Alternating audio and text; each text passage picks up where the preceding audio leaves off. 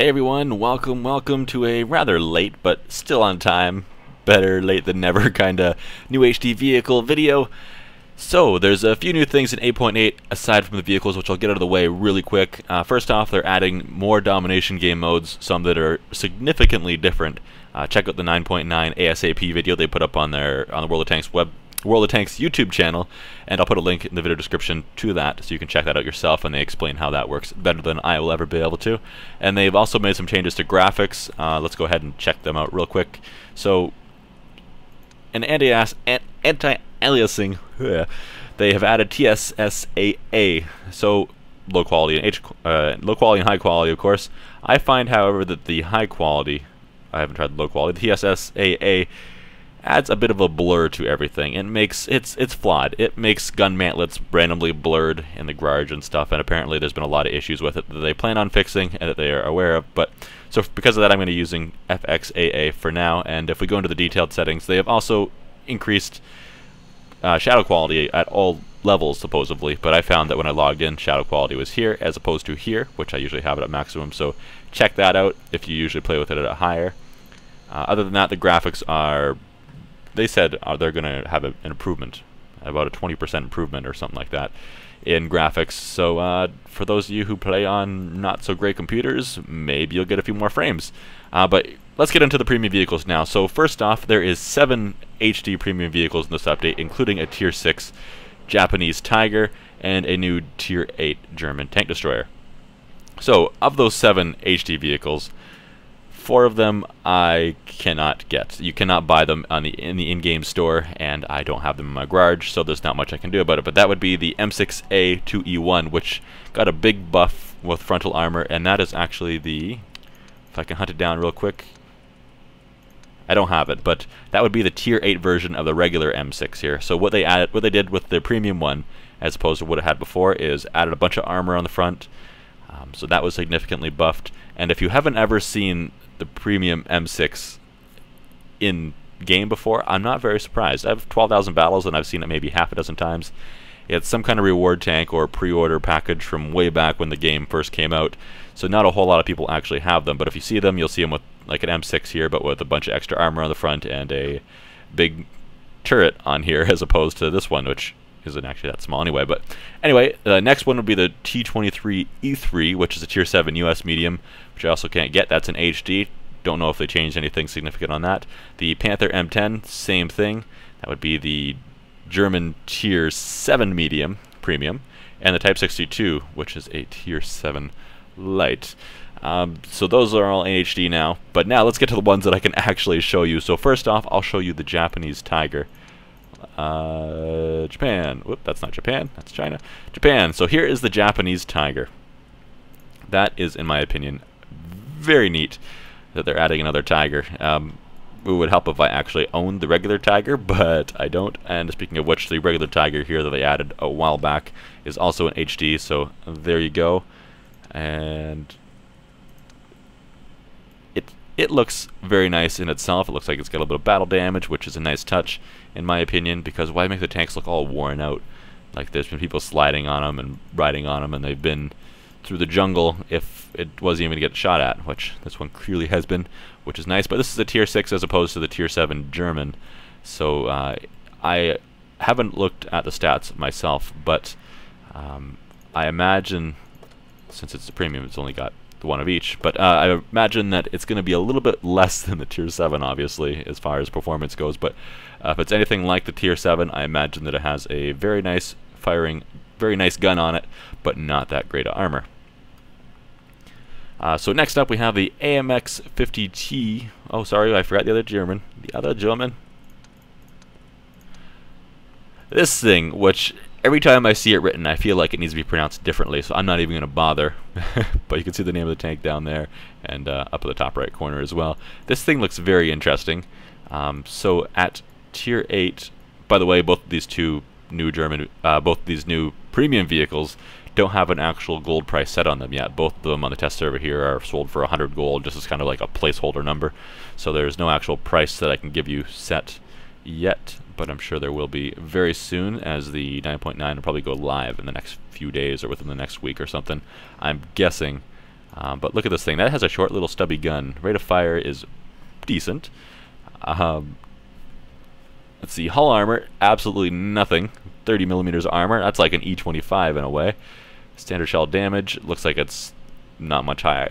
At first glance, I would almost compare this to a tier 8 E25, but it is significantly bigger than the E25 and actually has less armor than the E25. What is the... looking at the weight, it weighs a little bit less than the E25 somehow, even though it's twice the size. By about, weighs about a ton less.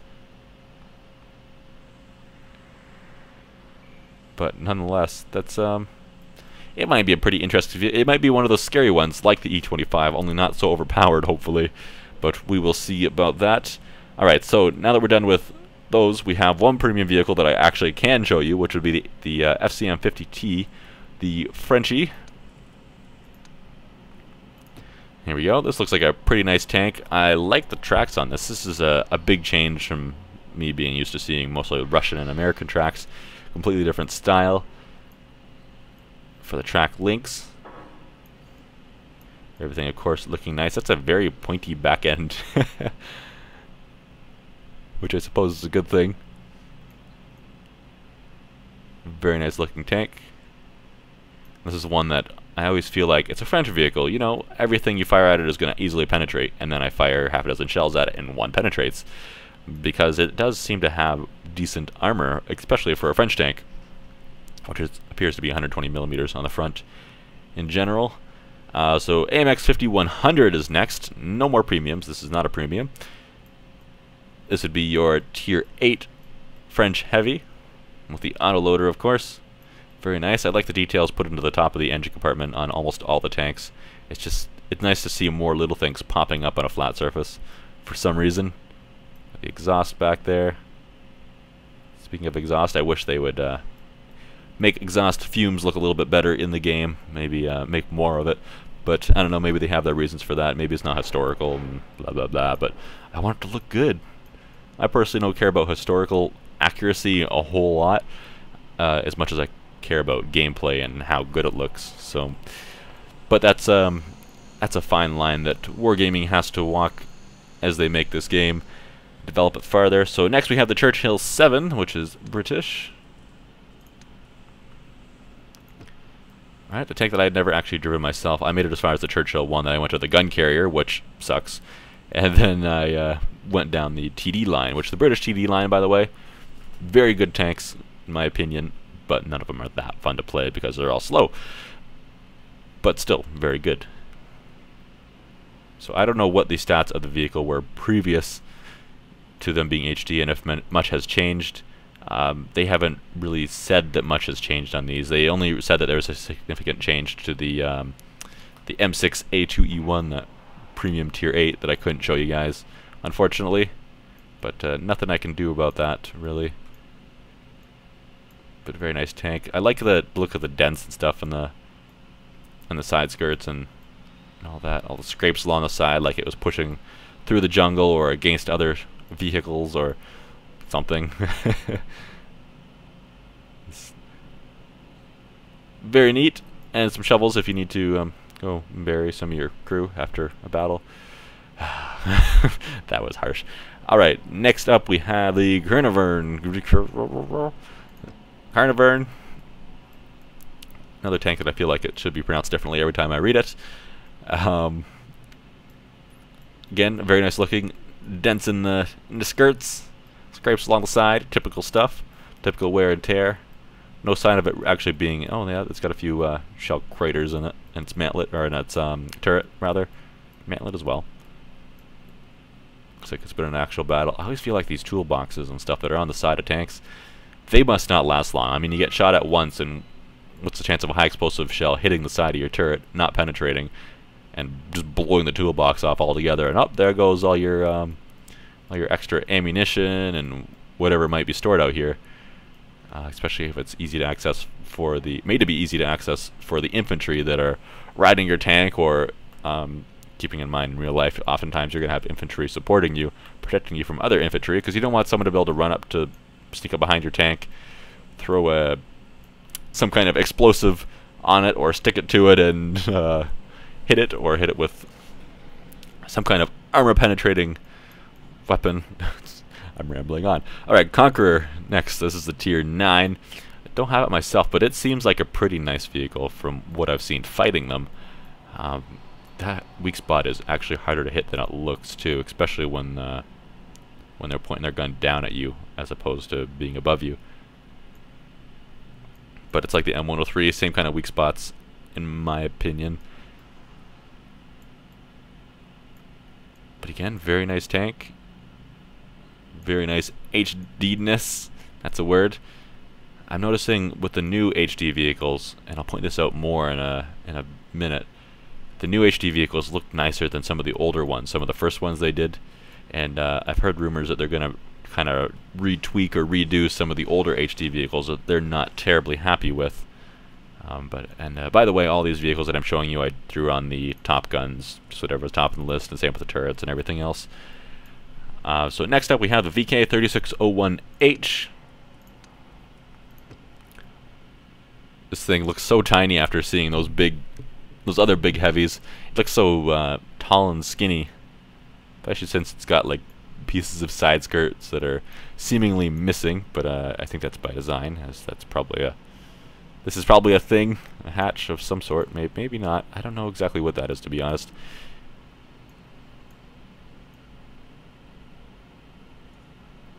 Maybe it's a hatch. Who knows? Anyway, it's another tank that I find to be very tough to get through the turret of the thing, unless you can hit the weak spots or miss the gun mantlet. But you just fire one to the hull and it goes through most of the time anyway, so then you're fine. Big old exhaust hanging out the back of the engine compartment. Again, I feel like that won't last very long. I feel like an infantry member would shoot at it, and enemy infantry would shoot at it with their machine gun, and you'd have 100 holes in the thing in seconds. But I don't feel like that's the smartest thing to do for infantry, to be firing small arms at tanks. That's just going to give their position away more than anything, unless there is, of course, allied infantry riding on top of said tank. Anyways, next up, M46 Patton. So to the Americans. Most everything else, not everything, but most everything else I have to show you is American. M46. This is a line that I want to go down soon. I went down the T57 Heavy line, and I therefore have those mediums that come before it, but I don't have any of these mediums. I'm sticking with my T54 for now for mediums, and those accordingly matching vehicles. The turret on this thing looks so silly in my opinion. I like the previous turret from the Pershing better, but whatever. It looks silly with its small gun mantlet, but that's fine. It is a pretty bouncy shape. As far as how effective that actually is, who knows? It's just all the details on top of the engine compartment. The engine compartment is like my favorite part of the tanks, which is great because, well, when you're driving your tank, most of the time you're going to be looking at the back of it anyway, so that's great. All the details right down to the, I guess, some sort of serial number or identification number for the tank written on the side of the turret. Very neat. And of course, nice round road wheels as opposed to the old models, kind of square looking ones. And then next up we have the T10E3 and the T10E4. So I will show you here in a moment, as soon as I organize my stuff. T10E3, this is the turretless American TD, the tier 10. I've never actually looked at this tank close up. This is the tank that I actually have researched. It comes after the T95. I have it researched on the live server, but I never actually bought it. So I didn't realize there was a big hole underneath the gun mantlet. I would have thought that they would have just kind of cut the bottom of the gun mantlet off instead of designing the whole tank to have a big hole in it and everything, but whatever. Maybe somehow that makes more sense. See the rifling, if I can get the camera right. The rifling on the inside of the gun barrel there. It's always a nice touch, even though no one ever looks at that in battles. I'm pretty sure. Remember, if you can hit these things, and this big engine compartment back here, that'll almost always penetrate. It's got 38mm of armor on the back here, so yeah, even your scouts with high explosive rounds are probably going to be having a great time back there. Very nice looking. Especially these big heavy TDs with tons of armor on the front. I like to see those with lots of old battle wounds, battle scars on them. Very nice tank. And then we have the E4, which comes after the T30. Yeah, there we go. I knew the T28 prototype. Comes after the T30. I knew that. And it doesn't have the big hole in the hull, but this one actually has the turret, which is very nice. All the details right down again to the emblems on that thing. And of course the weak engine compartment, with also with 38mm of armor. Remember, if you're fighting these things, this thing's turret only turns 90 degrees each direction, so if you can get behind it, you're safe. Don't worry, the turret's not going to get to you. And if you are fighting these, keep in mind that I assume they haven't changed it with the HD models, but with the standard models previous, weak spot, this is up here as a weak spot on the T10 E4. However, it is not on the E3, which is a bit of a bummer for all you E4 drivers, but oh well. Don't bother shooting at that on the E3 unless you have no other shot. If you do have another shot at the bottom, at the lower plate here, you are probably better off with that. Otherwise, just flank him, because he does have a lot of armor, 305mm. So I'm kind of surprised they didn't bring the T10 E5 in at the same time, because they have the M103 in HD already. That was one of the first tanks, which isn't terribly different from the E5, but it is different. So, and the same with the E3 and the E4, which are both themselves different but the same. So, I don't know. I think the E5 will probably be one of the next tanks they bring in HD, in my opinion, in my educated guess. But for now, we'll just have to live with the E3 and the T10 E4, which is fine. And then, last but not least, we have the T62A Russian Tier 10. This thing looks crazy. I mean, look at all the battle wounds on this thing. Look at, wow, it looks like it just sat there and got shot at by like 8 tanks for 3 minutes straight or something. It's just, wow. I find that they went really crazy with the discoloration on all the side skirts and on the front, on everything, really. There's a lot of purple and blue and gray and silver I'm seeing in here. Almost as much as there is as the Russian green in a lot of these places. Had one heck of a battle. That log, is that still a log? That's a log on the T54. Is that a log on the 62A, or is that metal? That almost looks metal, but I think it's supposed to be a log. Whatever. Very nice. These road wheels even look nice. Oh my god. It's a great tank. It's a fun one to play too if you don't have it. People say the 140 is better, but maybe it is, maybe it isn't. They all have their ups and downs. But wow, the amount of discoloration on this. Purpley discoloration, like it's seen too much heat or something almost.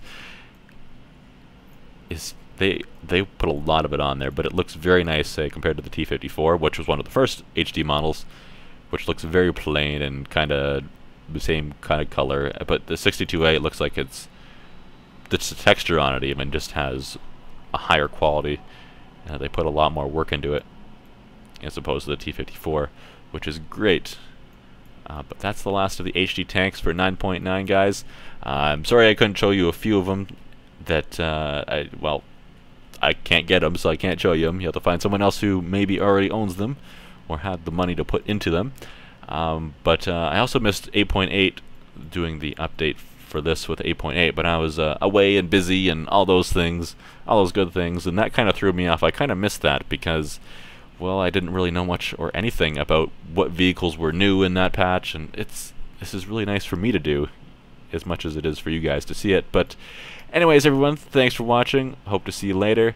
Map changes were pretty insignificant, and all the changes I've done have mostly been reverted, so I won't be doing any new map or reworked map videos this time around. But subscribe if you're a new person to the channel, and maybe next time we'll have something to watch it for, and I'll be able to get this HD vehicle video out sooner because my schedule's been crazy. But anyways, thanks guys. Bye.